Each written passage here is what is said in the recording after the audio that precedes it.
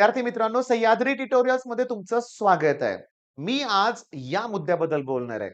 मी तुम्हाला सांगू का? जेव्हापासून मला समजतंय, म्हणजे गेली 25 ते 30 वर्ष मी जे अनुभवतोय ना, मी तुमच्याशी बोलणार आहे. हा एक ट्रॅपच आहे, लक्षात घ्या, ट्रॅप. मी तुम्हाला सांगतो, आपल्या मुलाचं उज्ज्वल भविष्य कुणाला नको आहे? प्रत्येक पालकाला हवंय.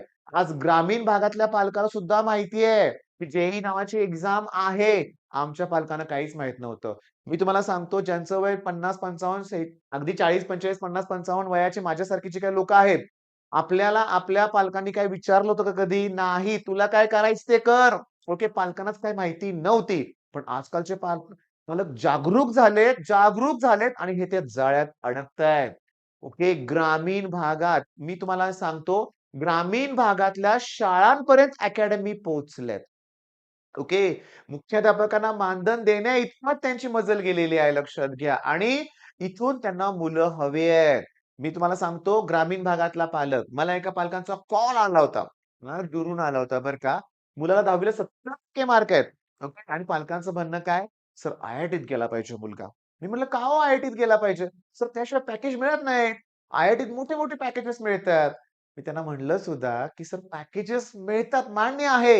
पण आय-आय-टीत जाण्यासाठी जे द्यावी लागते, माहिती आहे मला," म्हणले, "माझ्या अगोदरच." "बरं, पण जे तयारी ही खूप अगोदर सुरू केली पाहिजे ना." "नाही होत." मग पहिल्या मुलाला अपयश येतं. बघा, मी जे नीट, सी सगळ्याबद्दल बोलणार आहे. ओके. मग काय सापळा आहे ते सगळं तुम्हाला एक्सप्लेन करणार आहे, लक्षात घ्या. यातून एखाद्याला जरी कळालं तर ठीक. बरं, हे माझे वैयक्तिक मत मांडत नाहीये. मी सगळे अनुभव तुमच्यावर शेअर करणार आहे. थोड्याच वेळात म्हणूया आपण. तुमचा जास्त वेळ पण घेणार नाही. मला माहिती आहे जास्तीत जास्त पालकच हा व्हिडिओ बघत असतील किंवा पालकांनीच मेनली हा व्हिडिओ बघावा अशी माझी इच्छा आहे. ओके. बघा, मग उज्ज्वल भविष्य पाहिजे. जे सारख्या एक्झामची तयारी करायची आहे. ओके. आणि मग काय होतं? गावात, स्कूलमध्ये कुठलीतरी अकॅडमी येतेच. ओके. पॅम्फलेट वाटून जाते, त्यांचे फोन नंबर घेऊन जाते, मग फोन कॉल सुरू होतात. 10वी ची परीक्षा अजून सुरू आहे, तोपर्यंत फोन कॉल येतायत. ओके. अकॅडमीचे लोकं तुमच्या घरी सुद्धा येतायत, माहिती सांगायला येतायत. छान. लाखो रुपये फी पालक भरतोय ग्रामीण भागातला. परिस्थिती असू दे नाहीतर नसू दे, तो भरतोय.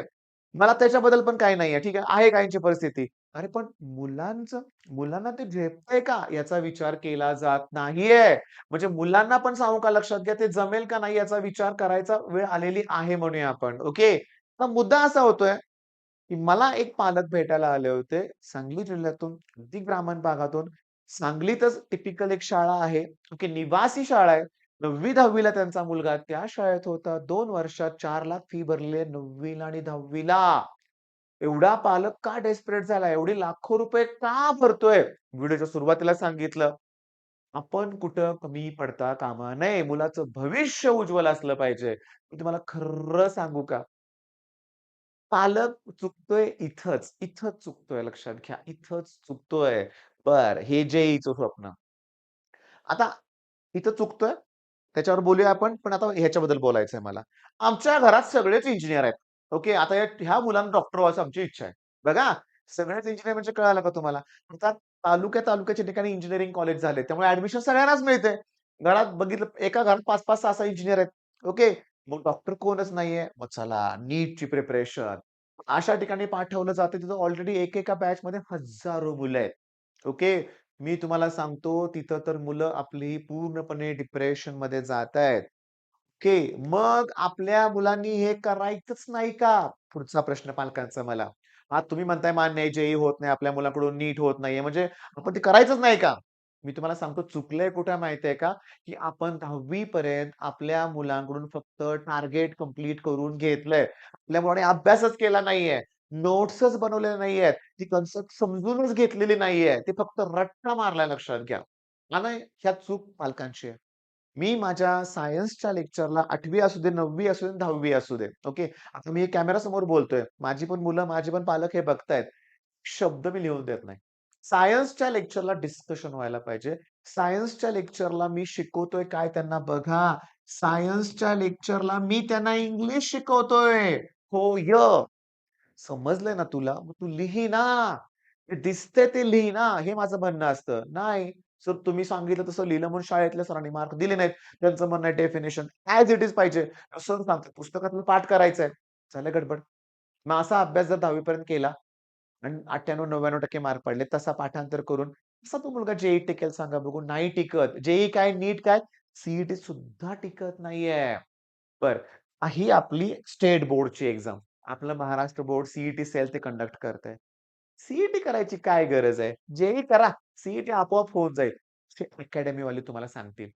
हा पण एक ट्रॅप आहे हे लक्षात घ्या. सिरियसली चुका होतायत इथंच.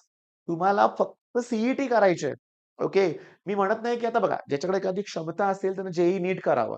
त्यासाठी माझी एक अट आहे, की तुम्हाला ना 8, 9, 10 मध्ये सायन्समध्ये जेवढं झालंय तुम्हाला, जेवढं झालेलं आहे, जेवढ्या कन्सेप्ट काय-काय झालं सांगू तुम्हाला?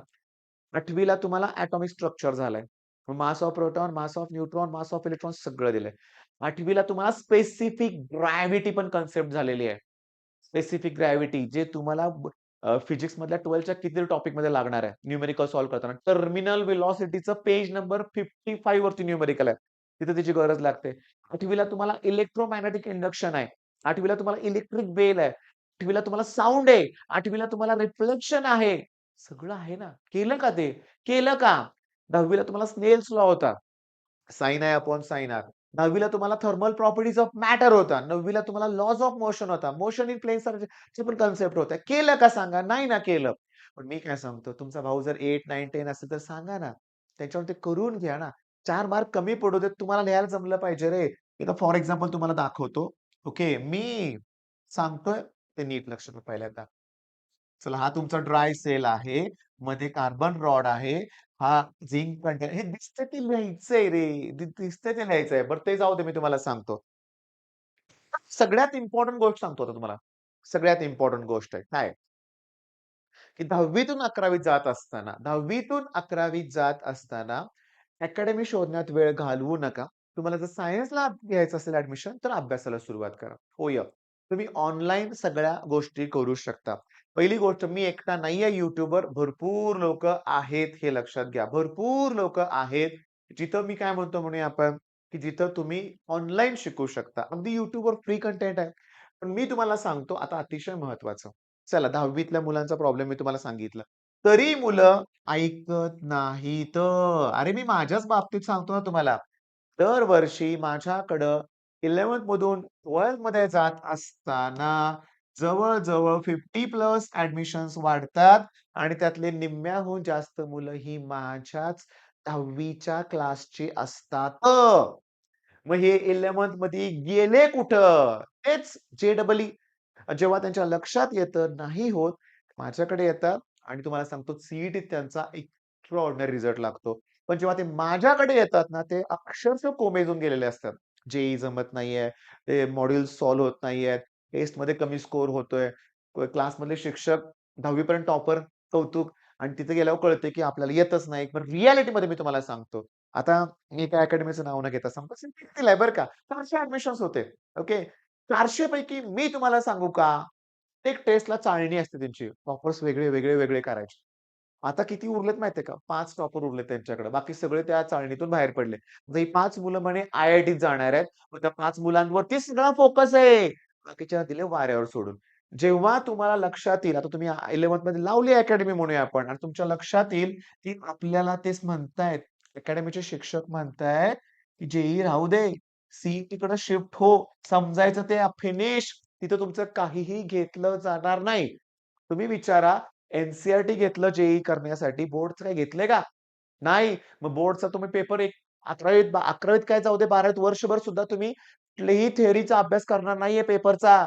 डायरेक्ट बोर्डचे पेपरच्या वेळेस तुम्हाला टेन्शन येणार. मग हे सगळं चुकतंय लक्षात घ्या. आत्ताच विचार करा 11th मधून 12th मध्ये जाताना मी इथं लिहिलंय, काय नाही फरक पडत. ओन्ली सी लास्ट इयर मी नाव घ्यायला काही हरकत नाही. संस्कृती ठाण्याची स्टुडंट आहे. तिनं डिसिजन घेतलं. जे सोडून दिलं. सी-ई-टीकडे वळाली ती. ओके 99.99 पर्सेंटाइल मार्क मिळाले. सी-ओ-पी-सी-एस मिळाले. प्रत्येक व्हिडिओ तिच्याबद्दल बोलतोय बरं का. योग्य डिसिजन तिने घेतलंय ना. तर मी तुम्हाला सांगतोय लक्षात घ्या. मी तुम्हाला असं म्हणत नाहीये, की मी तुम्हाला मगाशी पण बोललोय, मी एकटा नाहीये. पण मी सुद्धा ना कालच एक बॅच लॉन्च केलेली आहे. 14 तारखेपासून म्हणजे मकर संक्रांती 14 जानेवारीपासून त्याच्यावर लेक्चर स्टार्ट होणार आहेत लक्षात घ्या. ओके 12th म्हणूया आपण. मॅथ्स पासून सुरुवात करणार आहे मी. ओके डिफरन्शिएशन, कॅल्क्युलस सांगतो तुम्हाला लक्षात घ्या. त्याचे थेरम्स मी घेणार आहे. फिजिक्सचा एखादा टॉपिक आम्ही सुरू करणार आहे. केमिस्ट्री पण आम्ही सुरू करणार आहे. पहिला महिना, दीड महिना आम्ही बोर्डचं प्रिपरेशन करून घेणार आहे. बोर्डचे ते टॉपिक ते तयार झाले, की मग त्याच्यावरचे एम-सी-क्यूज होणार आहेत. आलं का लक्षात? मग मी तुम्हाला सांगतो, मी 2च मिनिटात माझ्या बॅचबद्दल मी तुम्हाला सांगतोय. हे आपलं ॲप्लिकेशन आहे. याला स्कॅन करून पहिला ॲप्लिकेशन डाउनलोड करून घ्या.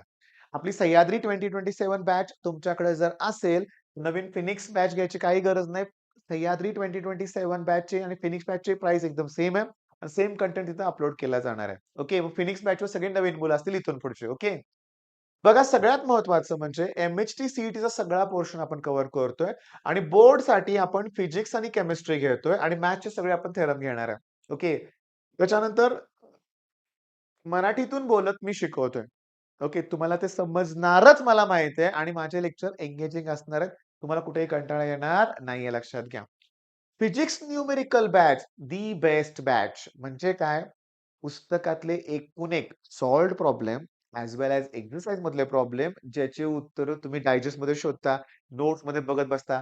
कसं काय केलंय ते कळत नाही. ते मी व्हिडिओ सोल्युशन्स आहेत. एकूण एक न्यूमेरिकल पुस्तकातल्या एकूण एक न्यूमेरिकलचे व्हिडिओ सोल्युशन्स तुम्हाला मिळणार आहेत. ऑर्गॅनिक केमिस्ट्रीची बॅच असणार आहेत. 4 टॉपिक आहेत ऑर्गॅनिकचे. हॅलोजन डेरिव्हेटिव्ह पासून अल्कोहोल, फिनॉल, इथर, अल्डिहाइड, कीटोन, कार्बोक्सिलेज, अमाइन. प्रत्येक त्यातल्या रिएक्शन्स वगैरे सगळे इम्पोर्टंट पॉइंट्स कव्हर करण्यात आले. ओके. मॅथ्स थेरम मी इथं बोललो तुम्हाला मॅथ्स थेरम. संघर्ष बॅच मध्येच आपल्याला ती बोर्डचं फिजिक्स आणि केमिस्ट्री आपण कंप्लीट करतोय लक्षात घ्या. ओके. Crash course. आता शब्दशः अर्थ घेतला तर क्रॅश कोर्स हा लगेच पटकन क्विकली करायचा असतो ना. पण आपला क्रॅश कोर्स वर्षभर चालणार आहे बरं का. दिवाळीपर्यंत फिनिश होणार आहे नंतर फुल लेंथ टेस्ट असणार आहेत आणि नंतर शेवटचा पुन्हा क्रॅश कोर्स 2 पण असणार आहे. म्हणजे जानेवारीच्या अटेम्प्टसाठी. नंतर मेच्या अटेम्प्टसाठी पुन्हा आपल्याकडे वेळ असणार लक्षात घ्या. रँकर टेस्ट सीरीज प्रत्येक टॉपिक वाईज तुम्हाला टेस्ट देणार आहेत 12च्या बॅचमध्ये. पुन्हा ग्रुप टेस्ट 4-4 टॉपिकवर टेस्ट, 5-5 टॉपिकवर, 10-10 टॉपिकवर टेस्ट एक्स्ट्राऑर्डिनरी असणार आहे. फक्त टेस्ट सीरीज थोडीशी आपण दिवाळीनंतर लॉन्च वगैरे करतो. पण ती तुम्हाला फ्री असणार आहे. म्हणजे सगळा कंटेंट तुम्हाला मिळणार आहे. पण सध्या ॲप्लिकेशन डाउनलोड करा. ओके. आणि त्या ॲप्लिकेशनमध्ये फिनिक्स बॅचमध्ये ट्रिगोचे लेक्चर्स आम्ही फ्री ठेवलेत. ओके. तुम्ही बघा. ओके. नवीन असाल तर बघा. जुन्यापणी बघितलं असेल नक्कीच म्हणूया आपण. बरं मग आता मुद्दा काय सांगतो. मी क्लिअरली बघा. हं. एक स्टुडंट आहे. 10वी ला खूप चांगले मार्क होते. 11th मध्ये फेल्युअर आलं. शेवटचे 3 महिने माझ्याकडे आला. खूप बोर्डमध्ये चांगले मार्क पडले. सी-ई-टीला सुद्धा चांगलं पर्सेंटाइल मिळालं. ओके. आता तो फसला. तो चेंज करत बसला होता. पण शेवटी आला माझ्याकडं. तर मी तुम्हाला सांगतो, अशा स्टुडंटनं कितीही प्रयत्न केला 10वीतल्या मुलाला सांगण्याचा, "अरे बाबा जे करू नको, सी फोकस ठेव." ऐकत नाहीत 10वीतली मुलं. हो, ऐकत नाहीत. हेच लागल्याशिवाय शहाणे होत नाहीत. ऐकत का नाहीत माहितीये का? 10वी ना फुगा होतो मार्कांचा.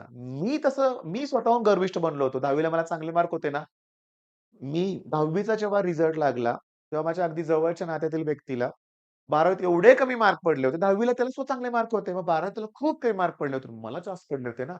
का त्याला कमी मार्क पडले? मी नाही विचार केला. पडले असतील. मी हुशार आहे. पण 2 वर्षात माझं पण जिरायचे जिरले म्हणूया आपण. तेव्हा मला म्हणायचंय काय बघा, की आता तर तुम्ही 12वीत चाललाय ना, आता तुम्हाला जाणीव झाली का नाही झाली अजून, की आपल्याला जमेना झालंय ते. हो नका घरातल्यांपासून लक्षात घ्या. सी-ई-टीकडे शिफ्ट व्हा. दरवेळेस आम्ही तुम्हाला नंबर प्रोव्हाईड करतोय 8087318064 आणि आता माझं ऐका. नेक्स्ट या येत्या सोमवारी मी तुम्हाला सांगतो कोल्हापूरमध्ये ओके तथास्तू कॉर्नर ओके आमचे डेमो लेक्चर्स आहेत बरं का. मी तुम्हाला सांगतो बरेचसे ऍडमिशन तिथे YouTube थ्रू झालेले आहेत. हां, YouTubeवर तुमचं लेक्चर बघितलं. आता इतका वेळ तुम्ही माझं ऐकलंय 15 मिनिटं ऐकताय. साहजिक आहे इथपर्यंत ऐकलेला मुलगा तुमचं कोल्हापूरमध्ये कोण मित्र असेल, नातेवाईक असेल, तर सोमवारी तुम्ही या डेमो लेक्चरला माझी प्रत्यक्ष भेट घ्या. ओके. गाईडन्स घ्या. माझ्याकडे तुमच्या नाही, आता आपलंच आहे. आपल्या कोल्हापुरातले जवळ-जवळ सगळ्या अकॅडमीची मुलं आहेत. मी तुम्हाला सांगतो मी अकॅडमीला नावं ठेवत नाहीये. ओके. आपलं चुकलंय. आपल्याला झेपलेलं नाहीये. आपल्याला त्याचं ते काय स्ट्रक्चर फॉलो करता आलं नाही अभ्यासाचं. ओके. काय हरकत आहे. वर्षभर आपल्याकडे वेळ आहे ना, आपण करू शकतोय. करायचंय आपल्याला. All the best.